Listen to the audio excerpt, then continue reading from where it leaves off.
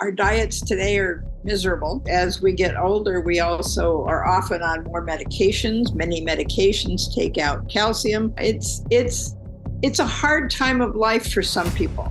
I ended up being sent home on crutches.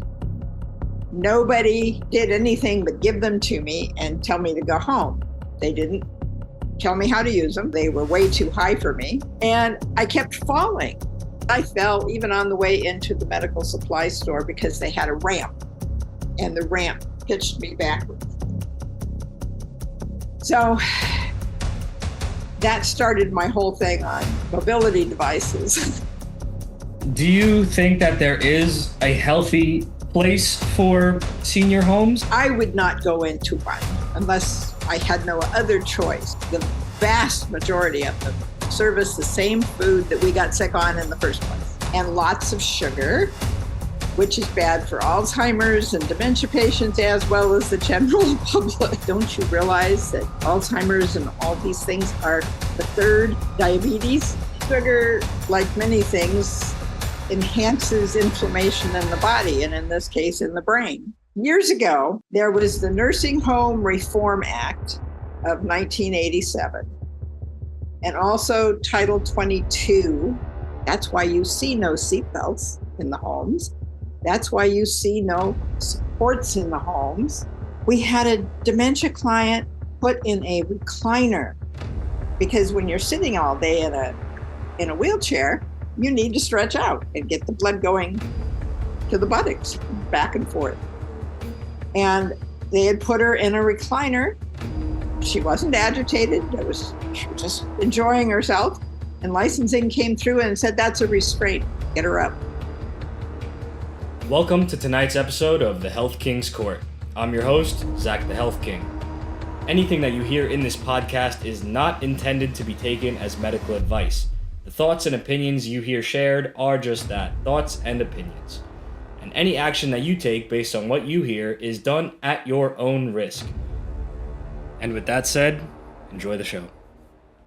Welcome everybody to today's episode of The Health King's Court, Ancient Wisdom, Modern Health. Today we have a very interesting guest with us. She is a holistic health practitioner, an inspirational speaker, an author, a senior massage therapist, and a senior health advocate. With decades of experience in the field of caregiving, her mission now is to enlighten and educate caregivers of all types to help them improve the lives of seniors and individuals with disabilities. And it is a great pleasure to introduce Linda Mac Dougall. Linda, welcome to the show. How are you today? I am just fine. Thank you, Zach. Amazing, amazing. And remind me, where are you calling in from? I forget where you said that you're at. Just above LA in California. California, West Coast living. Awesome. And so, what's that? Yeah. So, Linda, I know a lot of people have heard of massage or perhaps massage therapy, but what is senior massage therapy? What makes giving a senior massage therapy different than general massage therapy? Oh, well, I happen to have a master's in psychology, so it helps when they want to talk.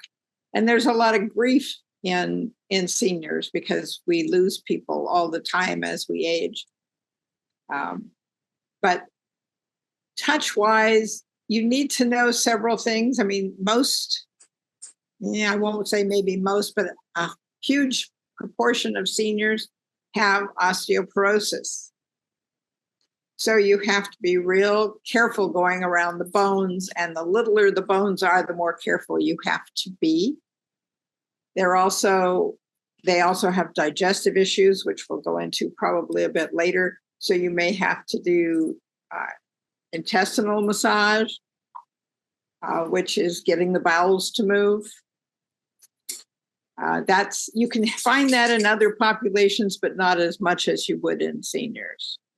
Interesting. And so it's kind of like general massage therapy, but more nuanced for the difficulties seniors might be facing. Can you just give a quick definition of what osteoporosis is, or just describe that for people that aren't familiar? Osteoporosis is bone loss over time, and the bones become kind of like Swiss cheese. So they break easily, because they're not fully formed anymore. Interesting. And do you have any, I don't know if this is something you've dove into as to the causation, but why is that something that a lot of seniors are facing? Diet, number one. Our diets today are miserable. So the diet, and then as we get older, we do less. Like I'm on the computer a lot and sitting a lot. So I got a dog, and then I got a second dog to take me for walks. So I get out only because I have dogs. Otherwise, I'd be stuck doing things, sitting down most of the day. Yeah, that's an important point. The body, like anything, is use it or lose it. Yes. And do you think that osteoporosis is something that has to just happen, or is it only just a causation of, or is it only just a result of the improper use or misuse of our body? Well, it's many things. As we get older, we also are often on more medications. Many medications take out calcium. Think acid reflux medications. They take the acid away. The acid is what digests your food and releases the nutrients. Yeah. So if you're not digesting, you're losing, and they really enhance bone loss. Yeah, medications are certainly something I want to get into. But before we get too far off from the senior massage therapy, I want to explore that a little bit more, because you mentioned the first thing you mentioned, actually, before you even mentioned the physical side of things, was the emotional side of things. So while you're giving this massage, you're also kind of acting like a counselor, which is what your degree is in, to kind of allow a senior's emotional traumas or baggage or kind of issues to come to light and perhaps work through them. What kind of issues are most present, would you say, on that side of things? I said a lot of grief, anxiety, fear if they are facing diseases and things that are life-threatening. I know I had a client, she's recently moved away, but she ended up with breast cancer. And that poor lady already had some issues before the breast cancer. And that was just like a final, and it broke her for a while, and then she bucked up again. but yeah, it's a hard time of life for some people. Yeah. Because of all the different things that can happen. And she already had fibromyalgia, and that's a pain throughout the body, and it moves around. So and she was also forward leaning, which caused issues, back issues and things. So there was a myriad of things, and she's my age.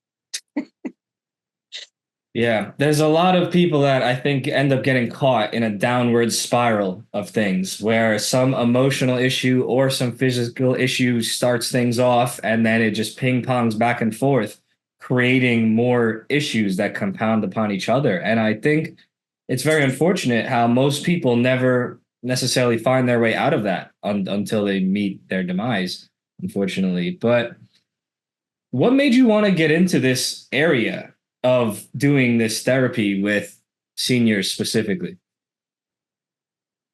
This is interesting, I guess. I married in 1999 a guy who was in the Seabees.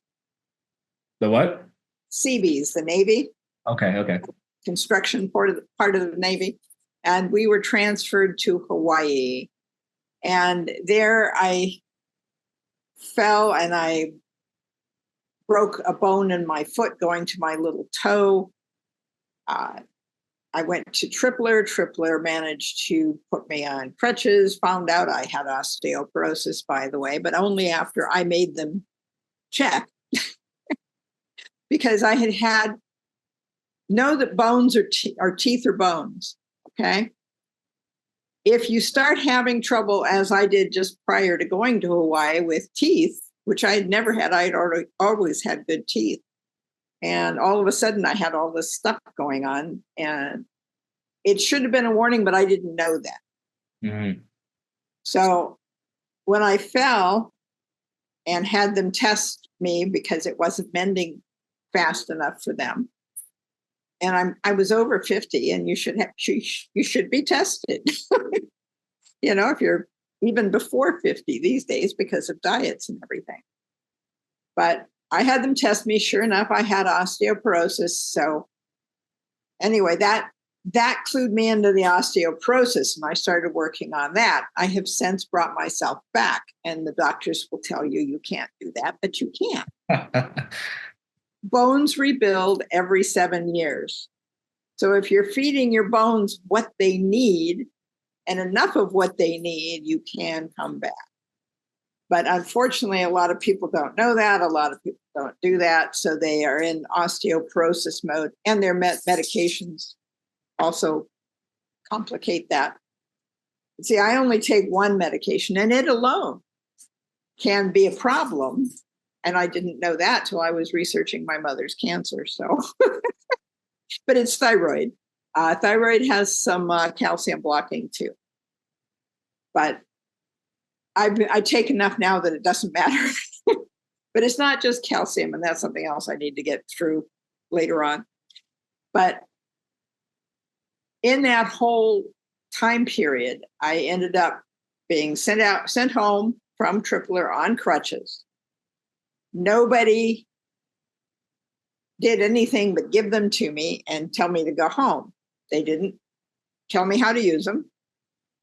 I didn't know they were way too high for me because I didn't know they were even adjustable for that matter.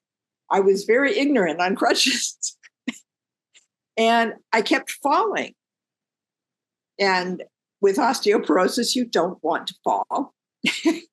But I kept falling and kept falling. And I had to crawl up and down the stairs in my house because we had a 3-story skinny apartment in Hawaii.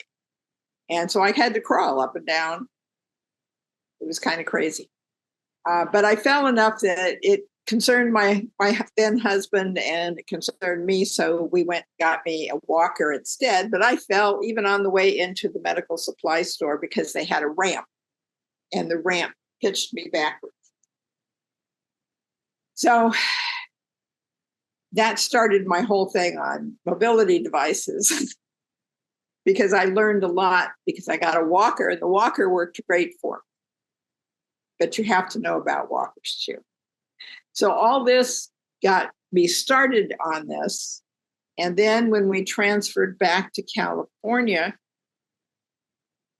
I was finding that the pay I had gotten in Hawaii was exactly the opposite of what they told me. They told me going to Hawaii, I'd pay for the sunshine because I wouldn't get much of a salary.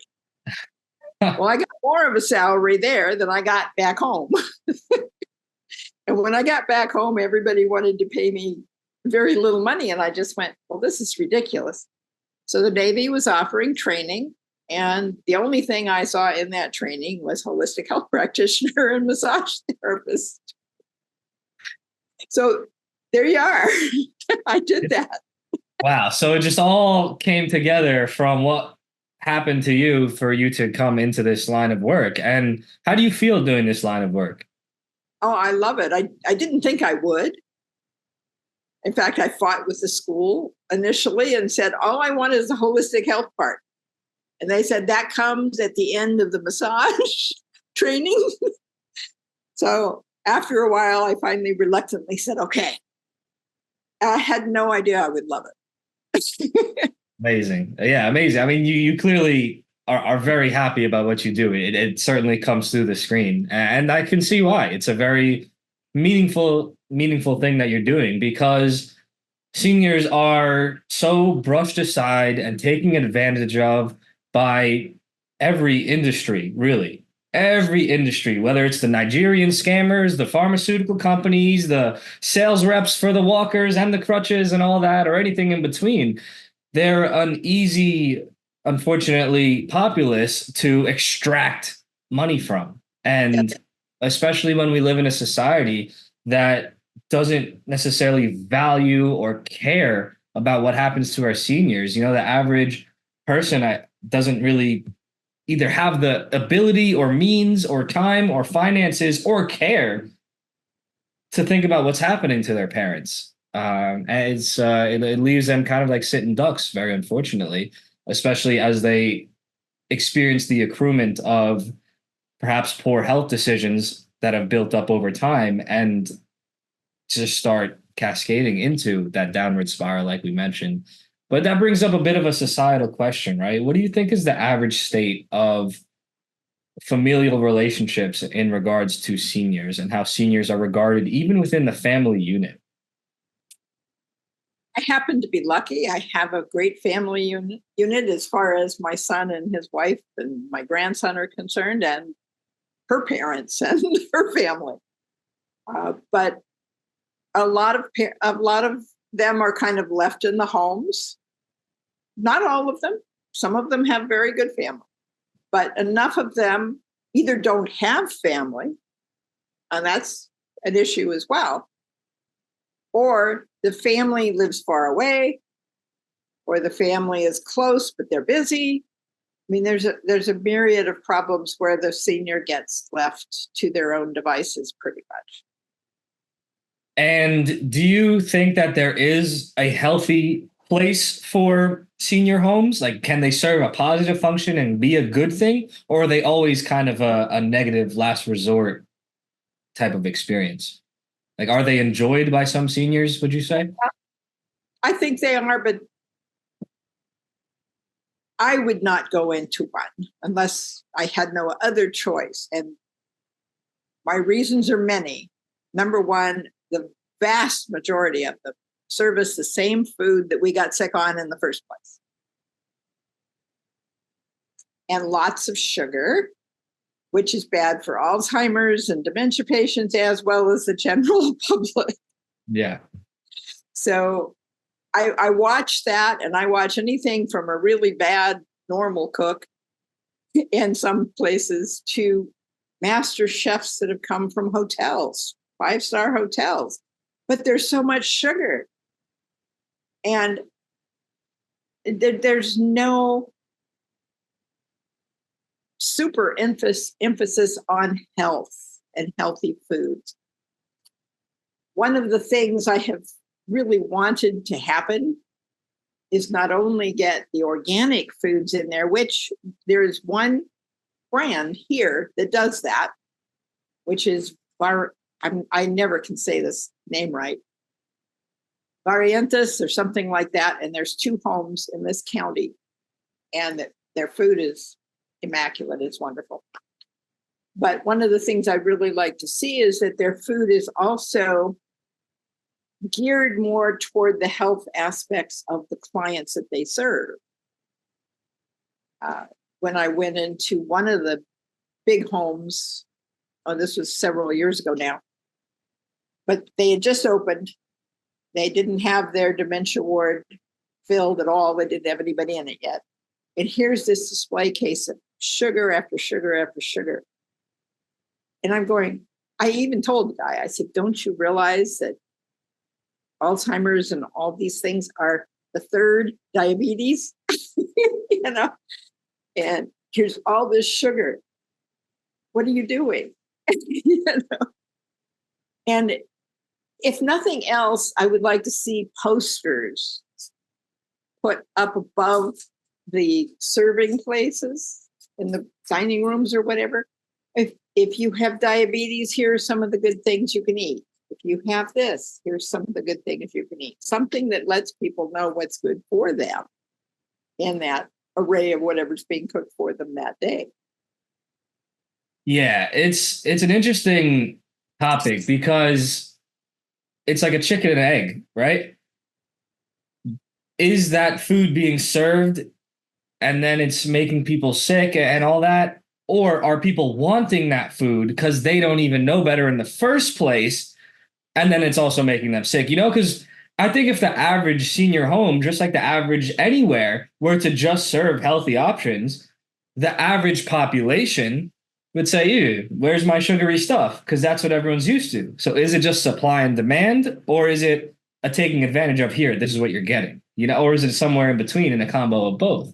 I think it's a combo, of course. But I tried to explain to that one gentleman with his dementia ward that, there are so many sugar options these days that don't, like I use xylitol here at the house for my coffee, my teas, things like that. And xylitol is good for bones. Xylitol is good for teeth. Xylitol, the only thing it's not good for is my puppies over here. It'll kill them. So you don't want it mixed with pets. But yeah, xylitol is, to me, it's been wonderful. I love it. So Yeah. There's certainly an abundance of health options, and it's a strange thing for myself because I'm an advocate first and foremost for personal responsibility and accountability. But so I recognize, hey, nobody's forcing anyone to put any of the options in their mouths. But at the same time, when someone's in a home or anywhere else, and those are the only options that are presented, and they're perhaps not necessarily in their cognitive best, then, where's the responsibility on the caretakers as well? It's a bit of a different scenario than just general public adults, I think. So that's very interesting. And there's so many little things that you put in your responses already that I want to talk about, because while we're on the topic of sugar, you mentioned stage 3 diabetes. That's something that nobody's ever heard, or not nobody, but a lot of people haven't heard of. But a lot of people have heard of what they call Alzheimer's, dementia, etc. And people seem to think that this is just something that happens or is genetic, quote unquote. Can you explain a little bit more about what you mentioned there and where those disorders or declines actually come from, perhaps? Well, sugar, like many things, enhances inflammation in the body, and in this case, in the brain. So, you got enough going on in a poor person's brain. You don't add to it. You try to add to it. And people love sugar, including those who are with dementia. But you can use something else. There's stevia, there's monk fruit, there's my xylitol, there's several different things you can put in there that can still feed that sugar craving. In fact, another thing I love is maple syrup, real maple syrup, not the sugar stuff. I put that in yogurt quite often. I love that. But there's things you can do, and some of them will raise the blood sugar level, and some of them won't. So you need to look into that too, because some will raise it just like sugar will, and others won't. Yeah, and it's something that I'm in agreement with you about, because I don't subscribe to the societal concept that all these diseases or disorders or problems are just inherent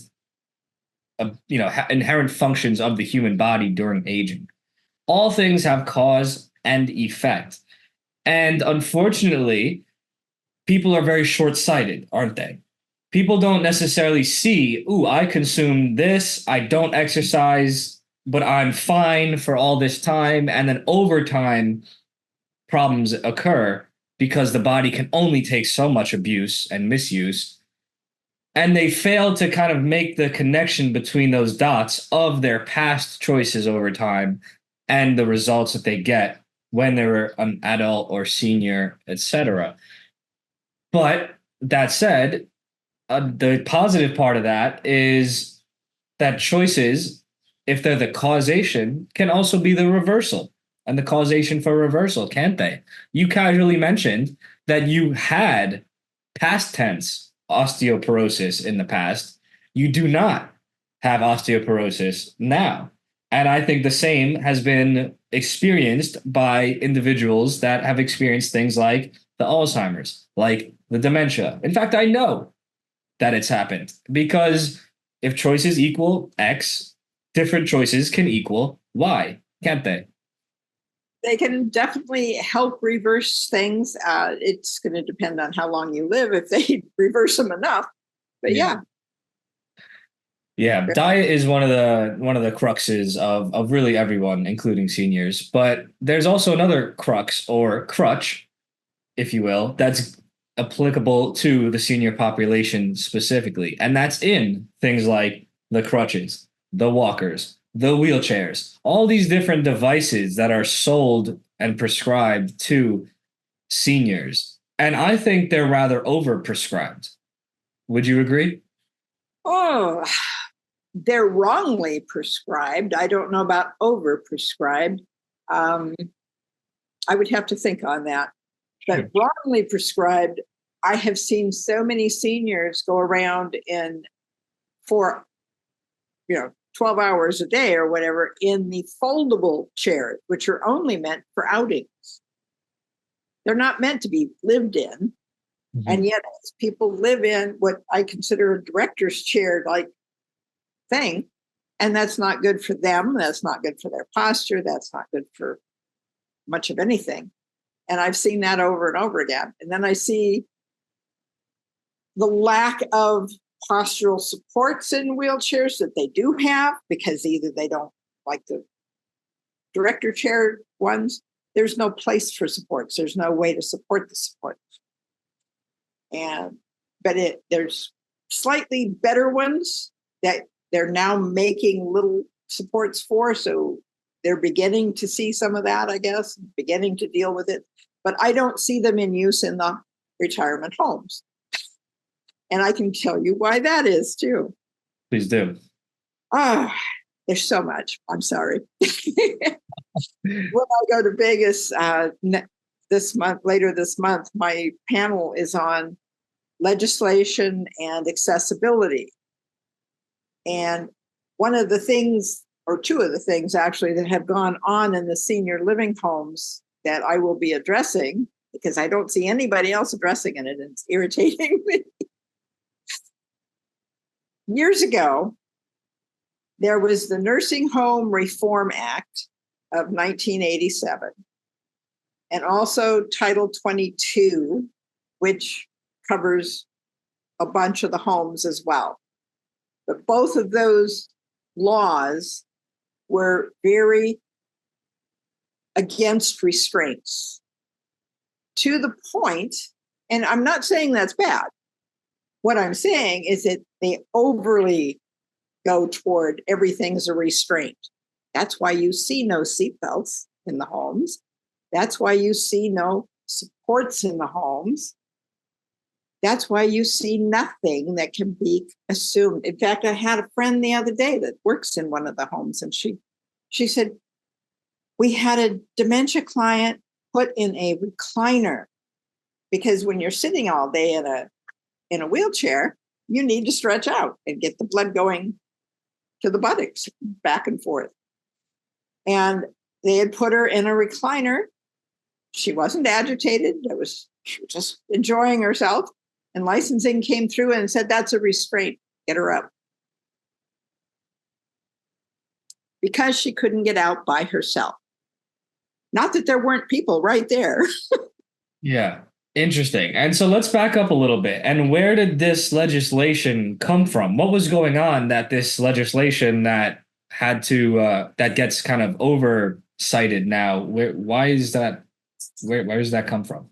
Okay, well, back in those days, luckily you're dealing with a senior who was alive back then and in the field back then. Uh-huh.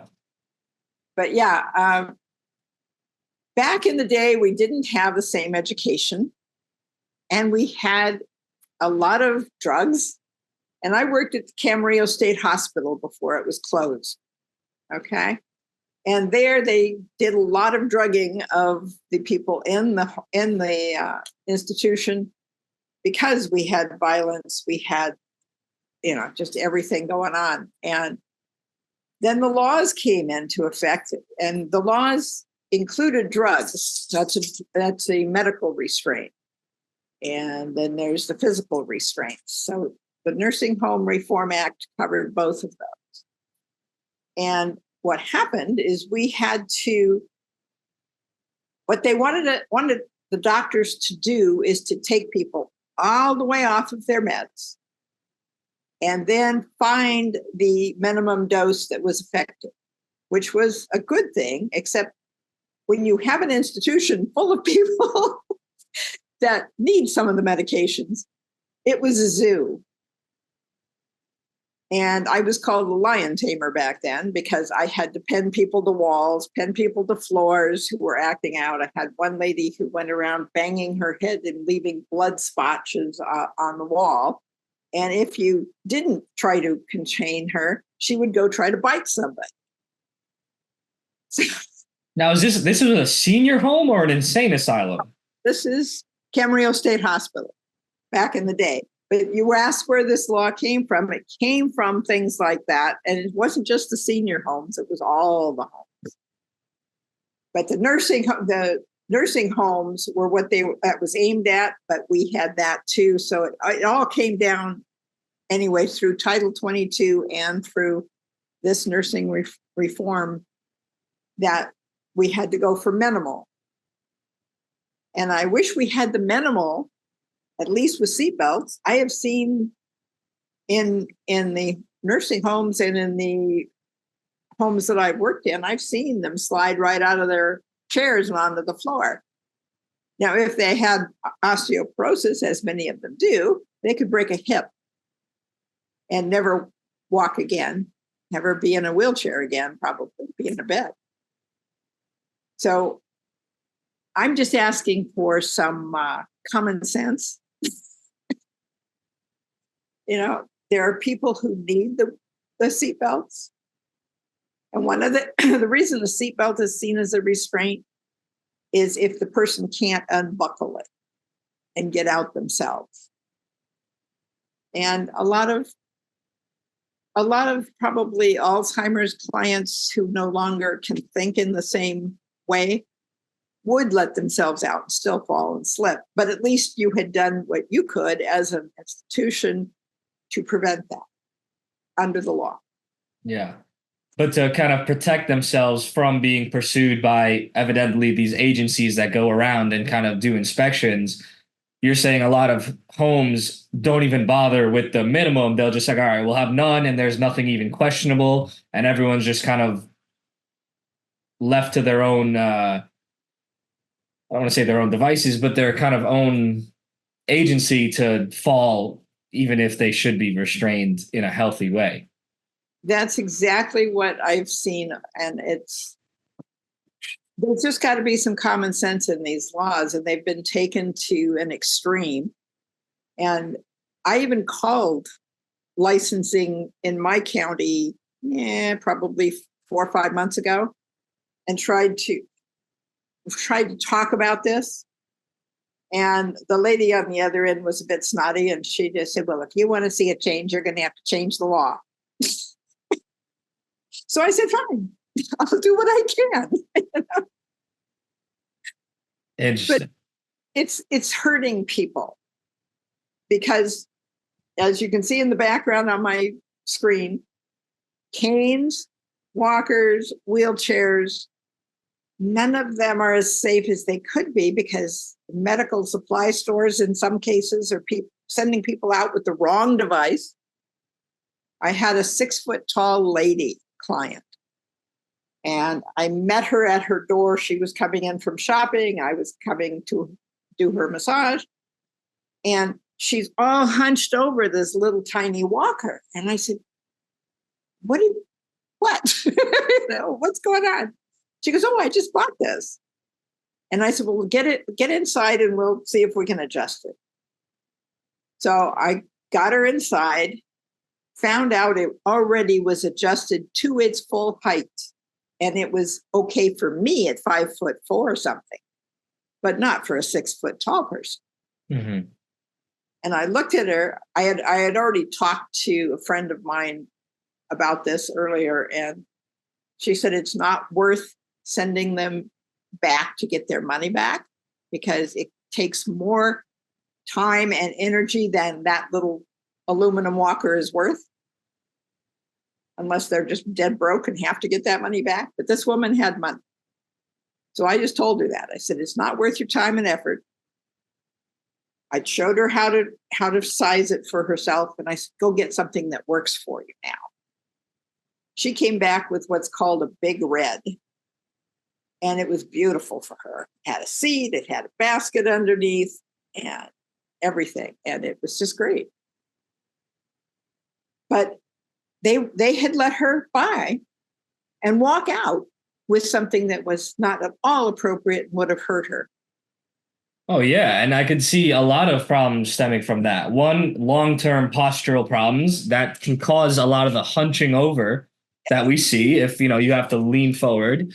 And that same leaning forward then throws their center of mass forward, which increases the likelihood of a fall if that walker gets out in front of them a little bit more. And Exactly. it's a huge, huge issue for Yeah. sure. And that seems like such a simple thing. These Yes. aren't complex issues. It just needs to be higher. Yes. But why? Like, where is it? Who sold her that? Was it just some Amazon, or was it a store? Or, what is the process like of acquiring these devices? Where would that check and balance come in? Medicare decides who in a county can sell certain items. In our county, there are 2 medical supply stores that are allowed to sell what she bought. And so she went to one of the medical supply stores, and they sold her what they had, and they were happy, and that's all that mattered, apparently.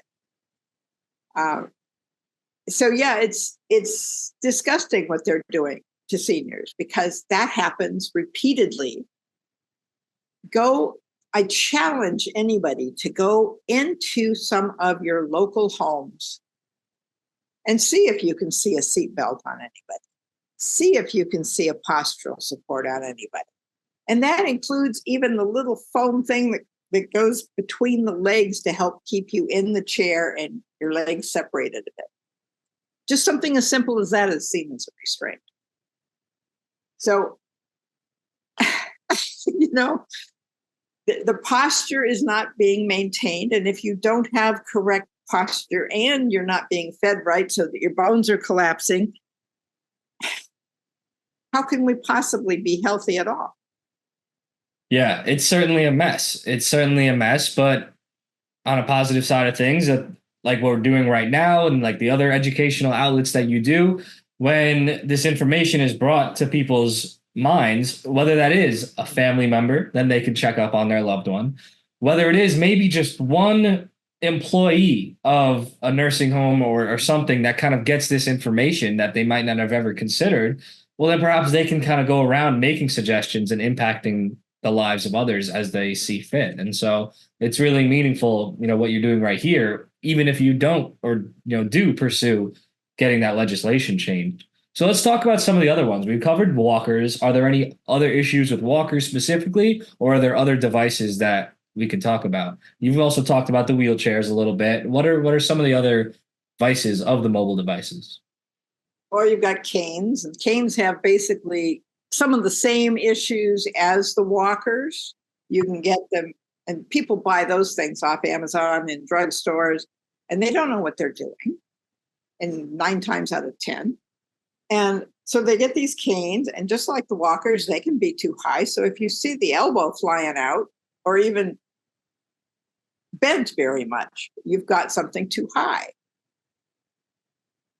If you see them hunched over it, it's too low. And then with canes, because it's only a one-sided device, not like a walker, they can be using it on the wrong side. I've got a friend who uses it on the wrong side all the time. I've told her, but she has trouble using it on the right side. You're supposed to use it to support the weak side. So it should go on, say, if you've had knee surgery or something, it should go on the side of the knee surgery because it's there to support that leg. But she uses it on the other side. She just can't seem to use it on the side that it's meant to be used on. So I don't know what the deal is. Yeah, and that's something that I've noticed as well. People will use it opposite the other leg for reasons like, okay, it kind of feels like a balancing thing, taking the weight off of that side, but you kind of want to work with that leg. It's I think different people would naturally just kind of use it a little differently, whether that's for better or for worse, whatever their kind of instincts tell them. Well, I would definitely tell anybody looking for any of these devices to please see a physical therapist or an occupational therapist to help you choose and tell you what you need before you go out and get it. Your doctor should prescribe that you go to see one of these professionals. But I see them go in and out of doctors' offices all the time with nothing said. So I don't know what the doctors are doing, but they need to be sending them to people who can tell them exactly what they need. And if everything were documented from the doctor to the therapist that helps them, and then to the medical supply store or wherever they get their device, and put that in their charts in the homes, licensing would have some cause to back up a bit, because you've got this trail of professionals saying this is what this person needs. But nobody really wants to kind of take that accountability or kind of pen that down for, hey, I'm the one that suggested this if it becomes an issue in the future. Why, again, kind of lands on the family. That's true. And I like that you say that, because it really shouldn't be that difficult, right? Even if you don't necessarily have the time or the finances to have a senior that, is your mother, your father, mother-in-law, whatever, in your house, full-time caretaking for them, the least you could do is make sure their walker's right and say, okay, we got to order a longer one. We got to order. That's not that difficult, is it? Yeah. But I think a lot of people, one, they either don't know or they don't care. And let's get into that part of things, because should everyone care? That's an interesting question, right? An immediate answer is yes, absolutely. How could you not? But I think I've seen sentiment that, well, my parent didn't care about me. I think there's a lot of children out there that feel that their parents didn't care about them or didn't love them or failed them in some sort of way. And so then they don't really feel a duty to care for their parent in turn when their parent is on their decline. What do you think about that?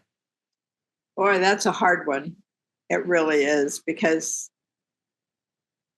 I can understand. I didn't get along with my parents all that well either, but I didn't want to see them in pain. And my mother she had bone cancer. So she was in a lot of pain. My father basically had leukemia. So between the two of them, they had different cancers. But I didn't want to see them in pain. I didn't want to see them declining in unnecessary ways. So I would hope that people would get over that. That may have happened to you. My son's not happy with the way I raised him necessarily. So, but he would take care of me. In fact, I've told him, if it's a 50-50 chance for me to come out normal, let me go. Oh, no, Mom, I can't do that. So despite the fact I have a medical directive, it may never happen. So you've just got to realize that you need to get past it for you. It's a forgiveness thing, and it will free up you. But that's a separate side of the equation from the obligation side of things. If you feel obligated, you probably aren't obligated, but at least say something to the doctor or to the administrator of the home that you would like to see this. You don't have to follow through if you don't want to, but at least get the information out there so somebody will hopefully follow through. So it's like there could be a baseline of just human decency for a human that you are involved with, even if you don't care about them as, ooh, that was my loving mother, loving father, or lack thereof. Yeah. It's a human being, and forgiveness is for you. You don't even have to say it to them. It's something that will help you feel better about you. Yeah, hopefully that helps a lot of people, because It's such a weird societal cycle that we're in, where I think a lot of the older generation didn't necessarily have themselves together or their lives quite right or themselves like kind of emotionally sound in the sense that they weren't able to provide a healthy, loving, healthy attachment style family and home for my generation or even the one before me. And that's, I think, a lot of why we see a lot of the chaos in the family units. And I think in these modern times, a lot of those cycles are being broken and or rather mended, but there's still that fallout of generations of brokenness in families. And Oh, it's I don't know if there's a perfect way to deal with it. Because when people feel that they've been wronged or even done a great disservice or entirely failed by anyone, their parent or otherwise, there can be a bit of dissonance to try to then be nice to that person because then it feels like you're not protecting yourself. And then it feels like you are kind of allowing an abuser even to continue to abuse you by not saying like, look, I'm done with you. Like you ruined my childhood. I feel like, again, whether this is valid or not, there's people that feel this way. You ruined yeah. my childhood. You kind of messed me up into adulthood. I did a lot of work to fix myself or not. And now I'm gonna let my life be ruined or changed or altered by trying to care for you. Like, no, you had your chance to make things good with me and you didn't. Now you'll never get that. And I'm not gonna try to chase you to because I feel like I'm obligated. I think there's a lot of that. And I don't know if there is a perfect solution. Because then who's the responsibility fall on? The senior is someone that's just kind of out there at that point in this declining state. Does the state take care of them? Do they just get left to be homeless? Where, like, what is there? There's no perfect solution, is there? There isn't. As a dysfunctional parent myself, years and years of, I will say AA, but it wasn't AA because I'm not an alcoholic, but I was a codependent. And basically, it was NA that I went through, even though I wasn't a drug addict. But I found that the codependents, if you go to those meetings, those people were nuts. And they were just crying and screaming and yelling. And I said, oh, God, no. Can't deal with my own people. They're crazy. So I ended up going to AA for a while. And that drove me away because of the smoke. I mean, they would close all the windows and everybody would smoke and drink coffee to my detriment. And so I finally left the AA meetings and I finally found a home in NA meetings. And people were sane. People were trying to get better. People had years of experience in many cases of being better. And it was just a much saner group in my case. I don't know what you'll find out in the ozone there, but for me, that group was my savior. And I was there for 6 or 9 years. I've forgotten which. And so you went there why? You said? I went there what? Why did you attend those things? Because I was a codependent and I needed the 12 step to understand what had happened in my life and why I was doing what I was doing, even though I'm dealing with it from an NA perspective. That wasn't bad in my case. It was the group I needed to heal. Interesting. And would you like to dive a little bit more into what it is that had you feeling like you had to have that those meetings or develop that codependency? Because a lot of people might relate and have a similar experience that it could help them.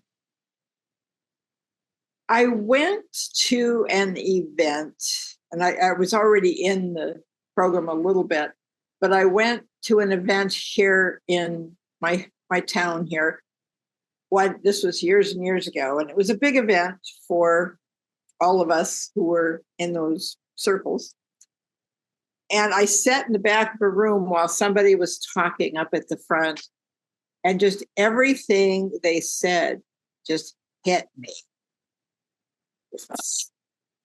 And I ended up sobbing in the back of the room the whole time.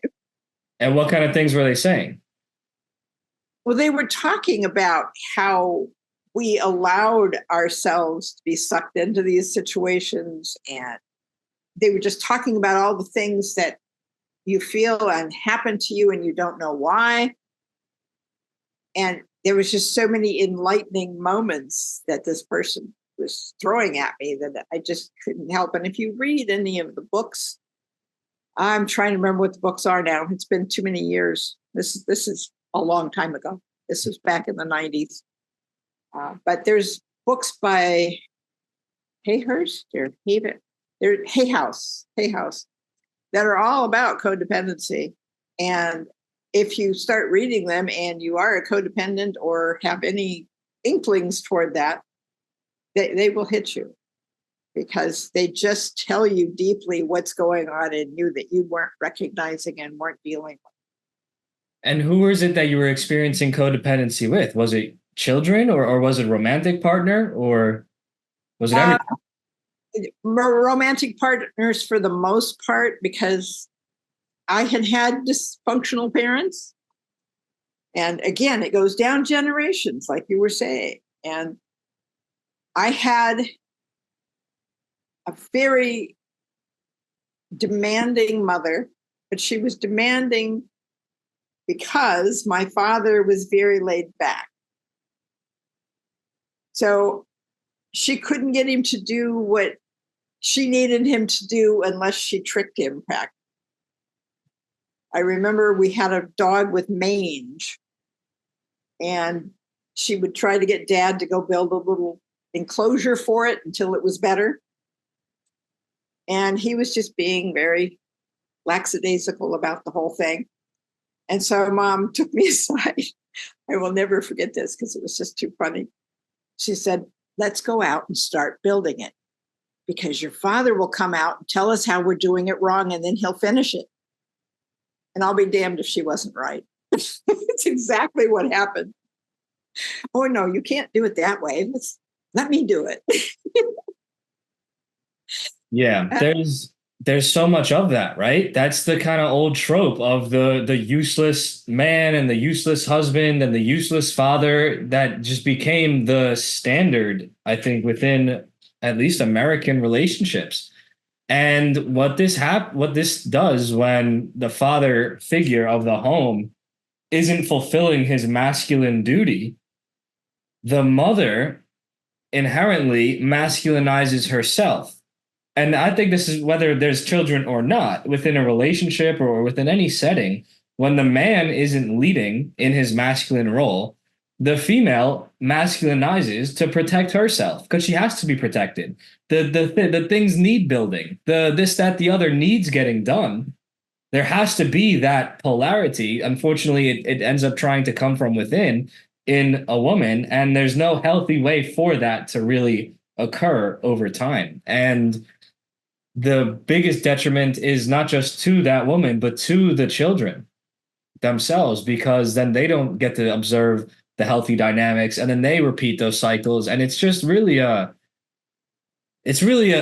issue, the failure of men. And so again, we don't have to get into any personal details that you would not like to divulge, but because it's relatable to people, why do you think your father ended up not fulfilling those duties? What happened there?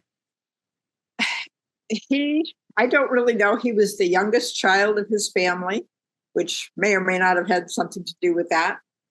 So everybody else ahead of him would do the chores until it was left on to him as a last resort. But he was also just a very mellow person, whereas my mother was not. My mother was an angry woman from the gate. I don't know what happened back in her dysfunctional family, but she had one too. And my father did as well, because his mother was sick. And so she was bedridden most of his young life. But with my mother, her mother, obviously something was wrong, but it wasn't the time when you got diagnosed particularly. So she was, the picture of the farmer and his wife. My grandmother was the farmer's wife. Just that stuck up face and sour mouth. Oh, and my mother could smile, but it was real rough to get her to smile. She was usually in charge of everything. She did everything because Dad would come home. He was a teacher and he would grade his papers and do whatever he did. And Mom was tasked with working, with cleaning the house, with taking care of the kids. And Dad would grade his papers. So she was never a very happy soul. And then I came along, and when I came along, she was not a happy soul. And I was too happy of a child, which made her upset. And so Dad and I became close. And my mother and I had issues most of our lives. But I understood once my mother passed, because she passed first. And I saw Dad, although he was going into dementia, but I saw him and I saw why she was so mad, because she even had to set up his computer to make it functional for him. We thought Dad did all that. He didn't. Mom did it. Interesting. So there's just a lot of it's one of the standard cases of the man being often like a little boy, even, and the woman having to kind of be like his mother.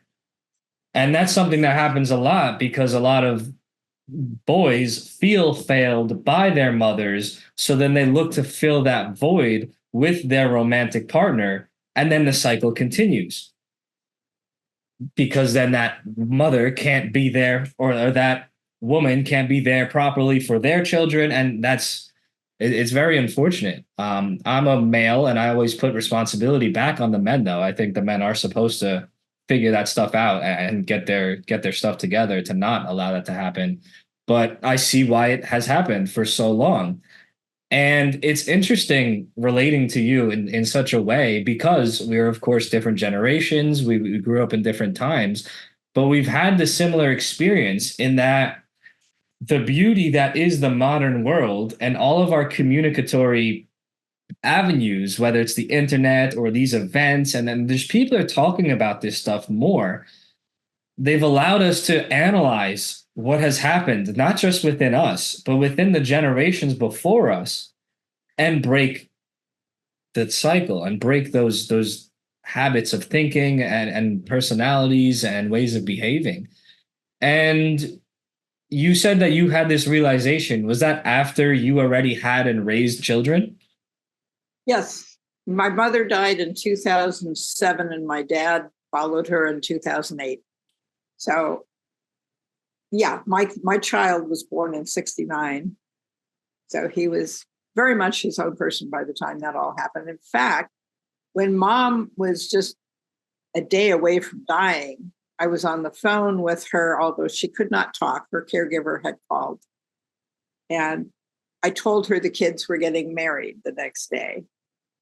And they did. And they have a beautiful son. And my son picked out a most wonderful woman, I have to say.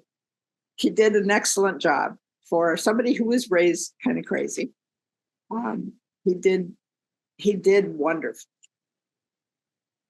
What are some of the things that you would do differently now if you could, going back, knowing or having healed internally in raising your children?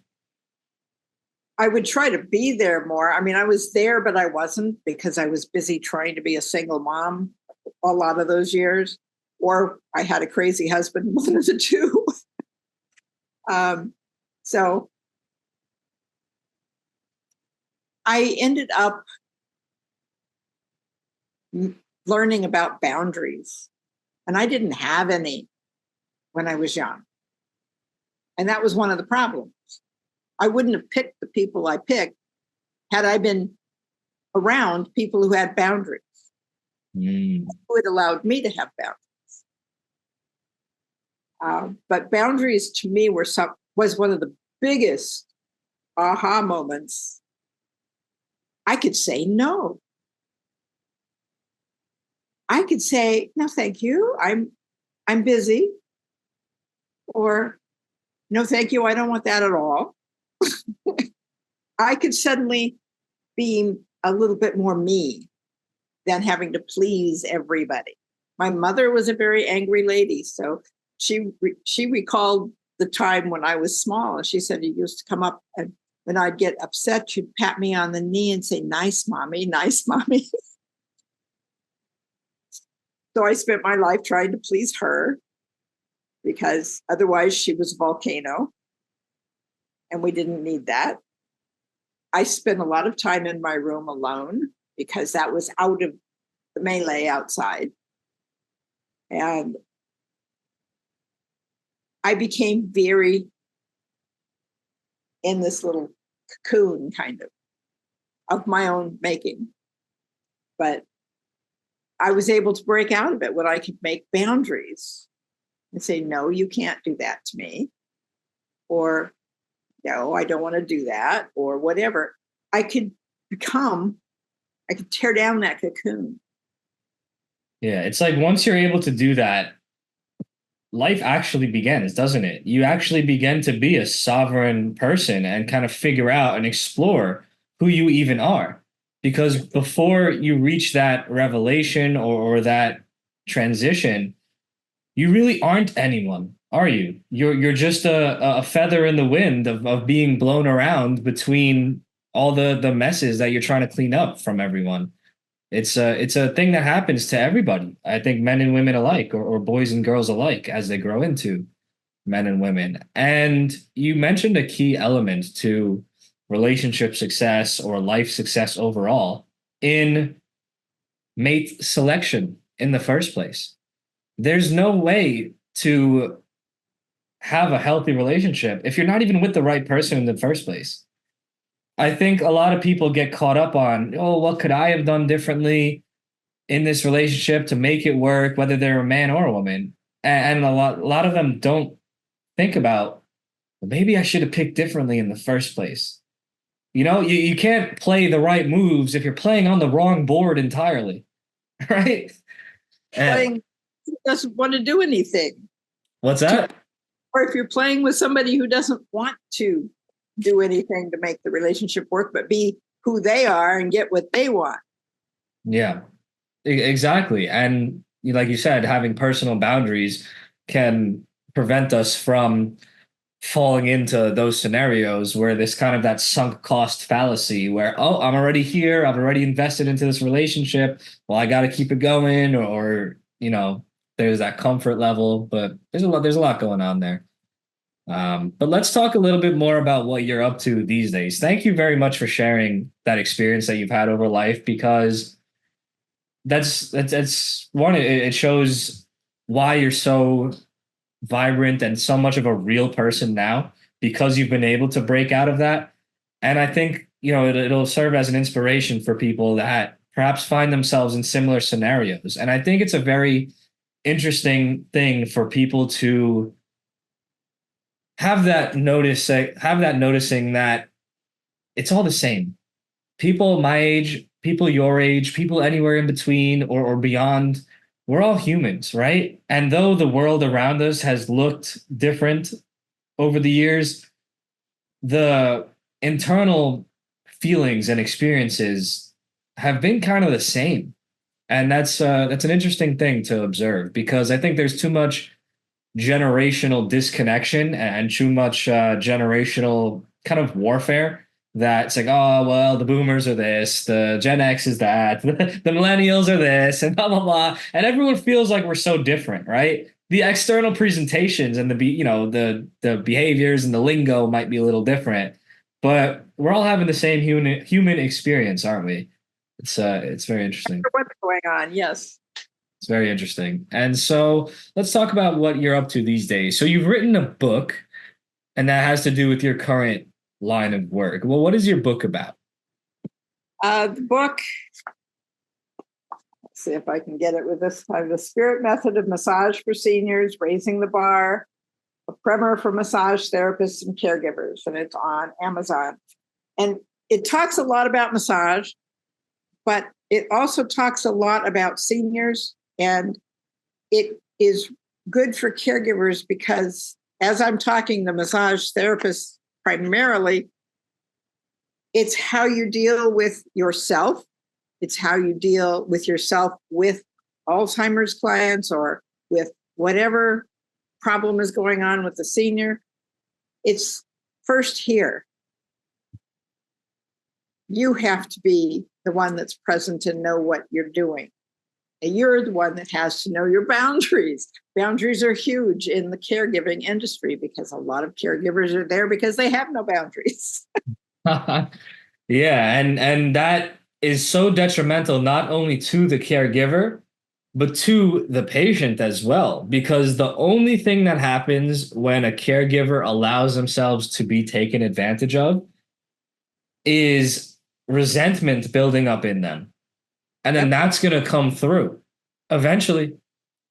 Eventually that's going to come through, whether it's, in how their lack of, they just build resentment and outwardly lash out at the patients, or they stop caring about them, or, perhaps they just themselves become so damaged that they don't even want to be mean to the patients. They're just broken inside, and they're so kind of calloused over that they just stop caring about anything else in the world. Because if you don't care about yourself, how can you care about others? And when you allow yourself to be taken advantage of, the only way that our bodies can cope is to start thinking, well, I'm not worthwhile. I'm not worth defending. I'm not worth caring about. So what is?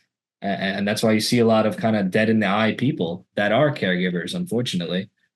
Builds up stress. It leads to workers' comp. Yeah.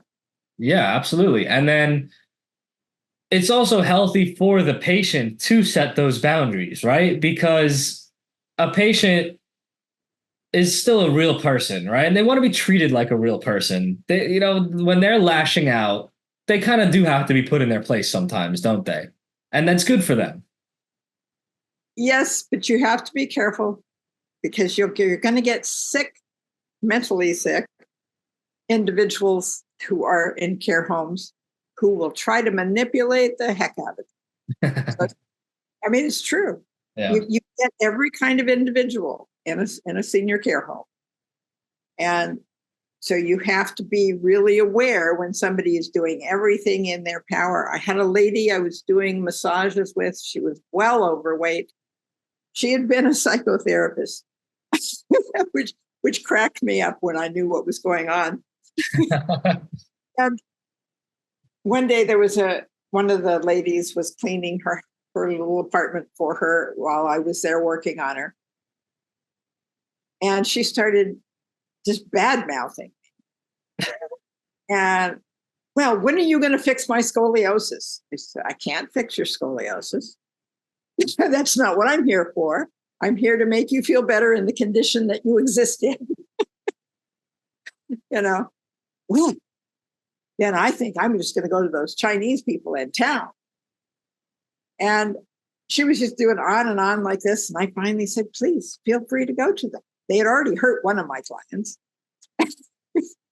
And the institution itself had told me, don't work on him for a while because they've hurt him and we don't want you blamed for it.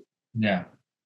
But she was just going on, and I don't know who fired whom, but we both agreed we should be firing one another.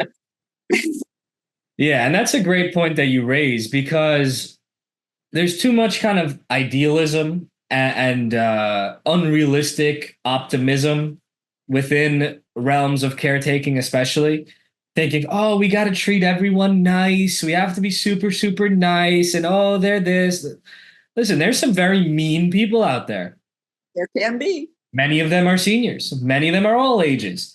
So why, to go into a caretaking field at the ground level or at the higher up, kind of thinking like, oh yeah, all these people are just, nice people. We have to take, like they're victims, or like, like some of them do play a role in their own miserable experience.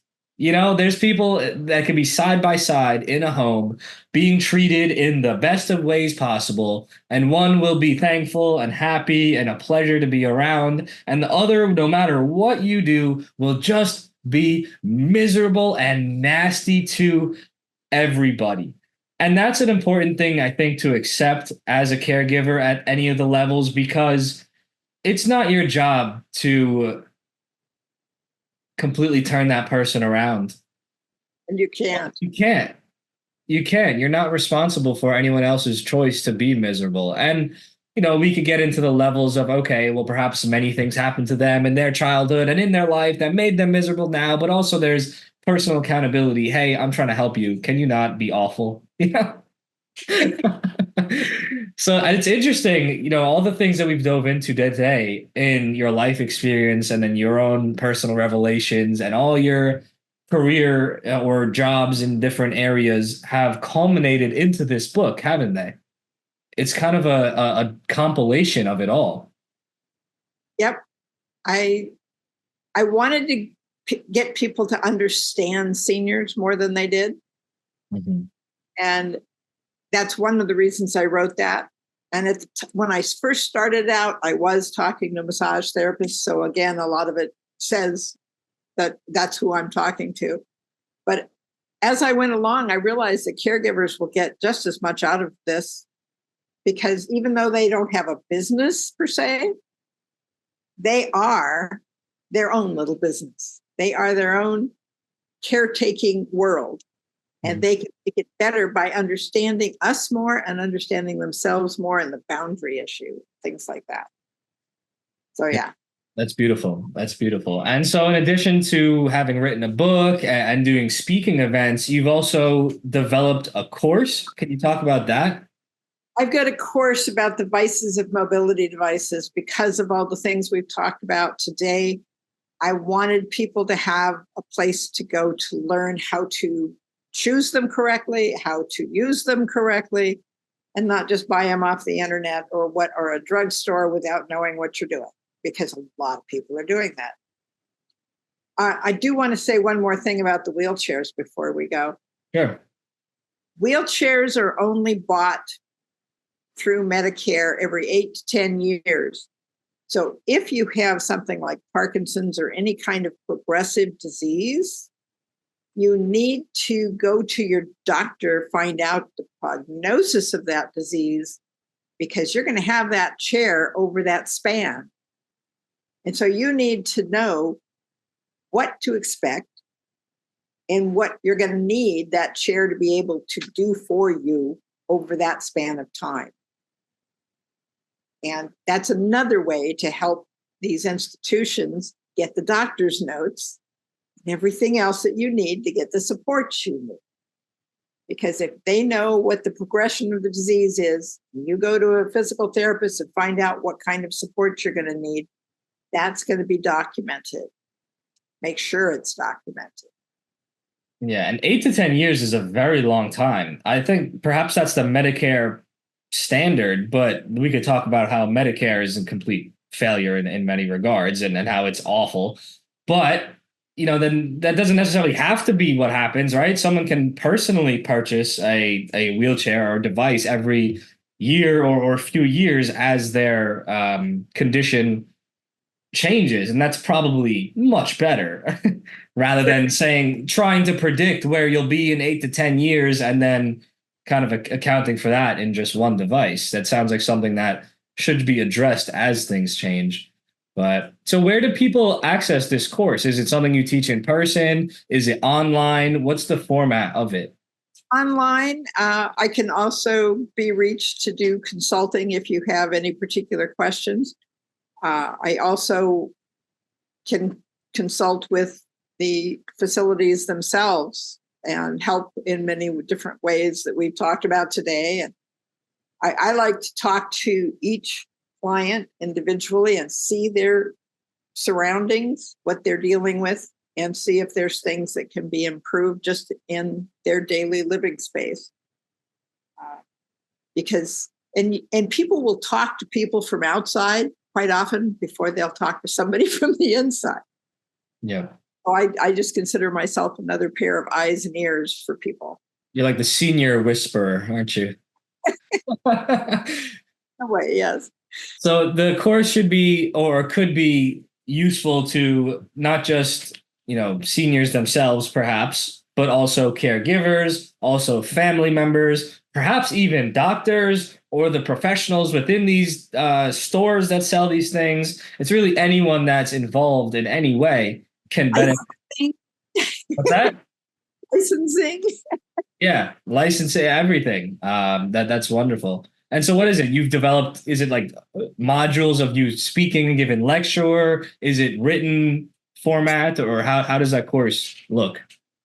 It's got silly me doing things with a walker to show you how they're, because people, one of the things I notice people doing, and it's partially because of this forward bend that they're all going through, is they grip it like it's a death grip, and if you're upright, like you're supposed to be, and like those things are supposed to help keep you be, you can barely put your hands just on it and walk, and it will go with you if it's got wheels. And it's just real simple, and people make it so unsimple. And I see lots of tails in the wind when they're walking with those things, and that's either because it's adjusted improperly for them, or they are having severe forward-leaning problems. And that's really bad because it'll push that thing out of your reach and you'll fall flat on your face. Yep, absolutely, absolutely. And so, in addition to doing all of these different things, you mentioned that you also have something that you give away. What? If people go to my website, loveyourlongevity.com, and send me a note, there's a couple of places you can just email me, and I will send you the link for my nutrient depletion chart, because every medication you take, including aspirin and over-the-counter things, deplete vitamins and minerals from your system. And if you're taking them on a daily basis, you are constantly depleting these from your system, and everything pays a price. Let's see if I can. It's like you can stop the acid reflux with one of your reflux medications, but that shuts down the digestion. So you may not have reflux anymore, but you also don't digest and get your vitamins. When they did aspirin years ago, and they were trying to say a full aspirin a day, that killed thousands of people. They then cut it down. They go, uh-oh, and they cut it into half an aspirin a day. That still killed a lot of people. What the aspirin does that caused that is it shuts down the COX-1 enzyme. And the COX-1 enzyme is what lines your stomach, lines your digestive tract with mucus, so that things don't bother it as they go through. It's got a lining that protects it. COX-1 makes that lining. So if you shut that down, then suddenly you don't have the lining, and the aspirin eats its way through the non-lined stomach, and it causes you to bleed out. And a lot of people bled out. They have the other ones, not aspirin, but the Tylenol, things like that, and that those other alternatives cut out the COX-2. And the COX-2 has to do with maintaining the heart. So you're not doing yourself too many favors. If you take them occasionally, that's one thing. But if you take them on a regular basis, you're doing damage elsewhere. You may cure one problem, but you're making yourself sick another way. Yeah, I'm not someone that advocates for pharmaceuticals really in any regard. I think they're fundamentally flawed and downright incorrect in regards to natural biology. But the average senior is taking such a cocktail every single day. I mean, whose gram doesn't have those, organizers where it's sorry, Monday through Friday, AM, PM, there's like 7 to 10 in each little compartment. And that's just so normalized. That's insane. That's insanity. And it causes insanity. And it causes a lot of these problems. And it's such a baseline level, okay, I could even understand within the logic of someone who believes in pharmaceuticals saying, okay, I have, issue X. They say this is good for that, blah, blah, blah. Let's put that aside. But there's plenty of seniors or adults in general that, like you said, are just on aspirin every day for no reason. For no reason. These people are just taking things because it's just what you do or just recommended. Oh, yeah, take Tylenol in the PM just pick up because. What? What do you mean? It's absolutely insane and absurd and is not only attributing to but causing so much of the detriment to these seniors' health. And there's so much that we could go into with that. It could be a whole podcast about seniors' medications. But are there some of the biggest offenders that you'd like to talk about, or some of the biggest craziness that should be brought to people's attention in regards to the pharmaceuticals that seniors are given? Well, rather than go into that per se, let me give you another story, because I think that will emphasize what you said just a while ago about the craziness it causes. I had a client, sharp, no problems, and she came to me every week at one of the homes, and we worked on her every week, and she was a good friend.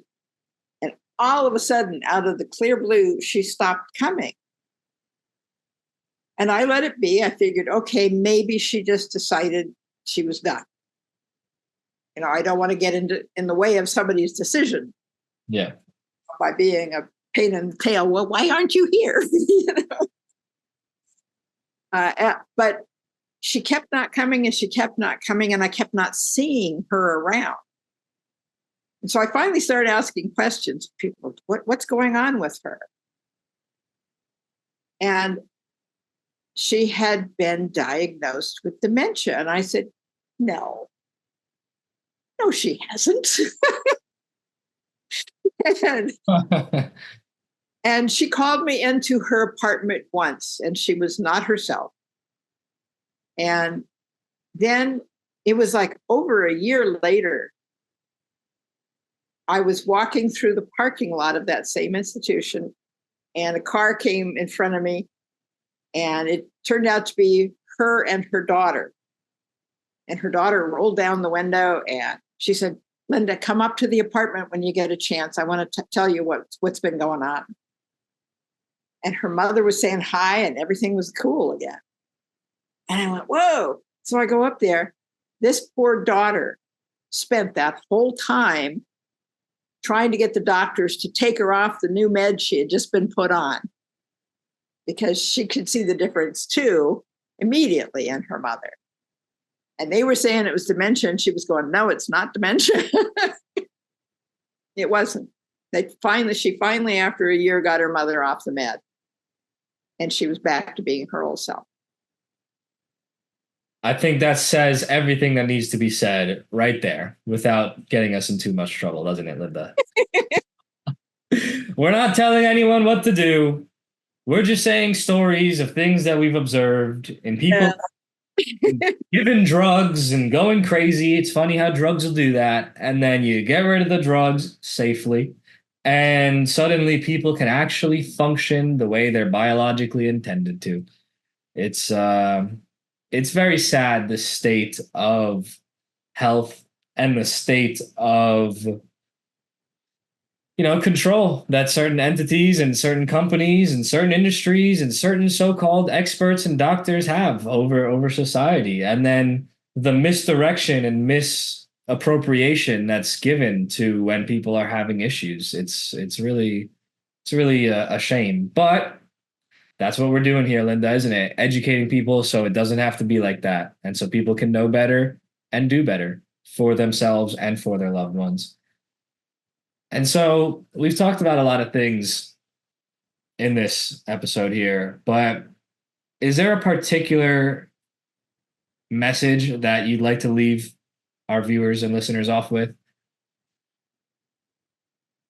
If you're a senior, know you have to stand up for yourself because nobody's going to do it for you.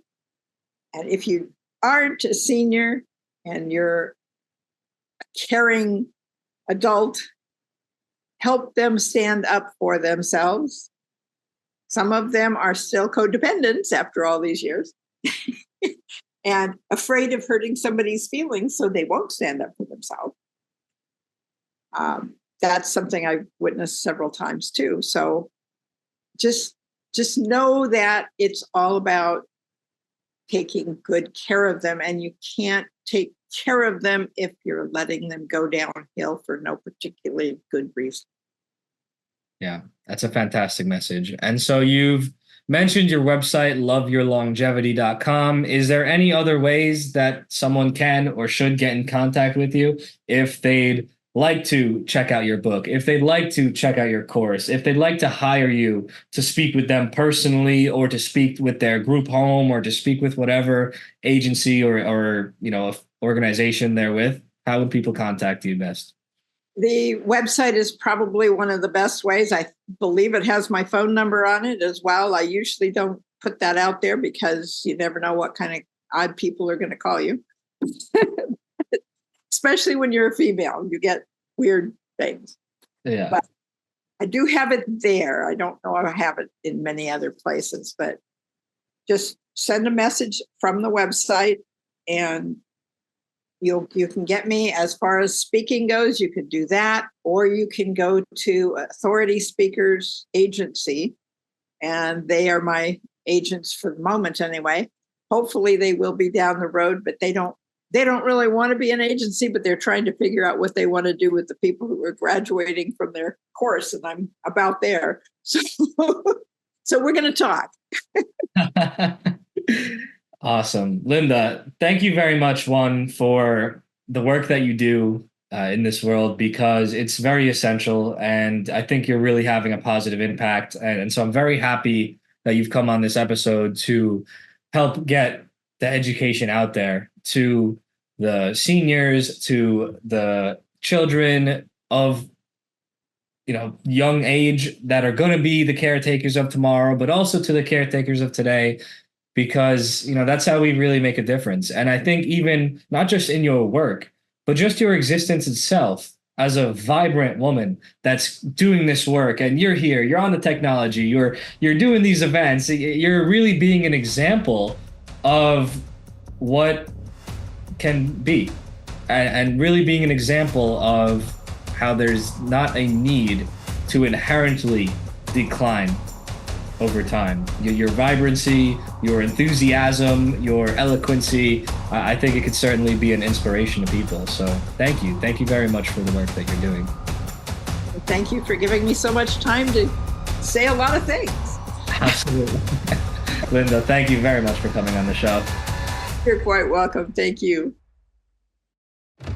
A big thank you goes out to Linda for appearing on the show.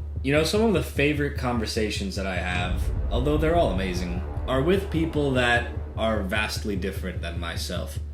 Linda, of course, being a woman of an entirely different generation as myself as a young man. And it's so interesting to see how when we do inner work on ourselves and we work to heal our wounds that have accrued over time and generationally, that we all kind of come to the same conclusions.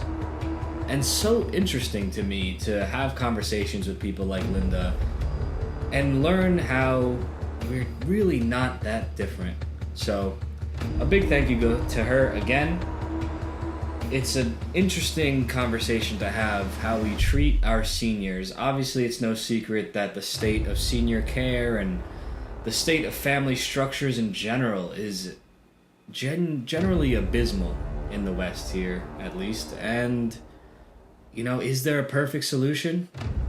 I understand why a lot of people have resentment towards their parents, and perhaps it's due and it's just and it's founded, but holding on to that doesn't do us any good as individuals, and it certainly doesn't do us any good as society. So I do recommend all people working to heal whatever nonsense they have going on in themselves, whatever's bothering them inside in regards to their parents. And perhaps your parents weren't perfect, perhaps they weren't good at all, but they're human too. And I'm not telling anyone to do anything. I'm not telling anyone you have to take care of your parents, but perhaps consider where they came from and what made them the way they are.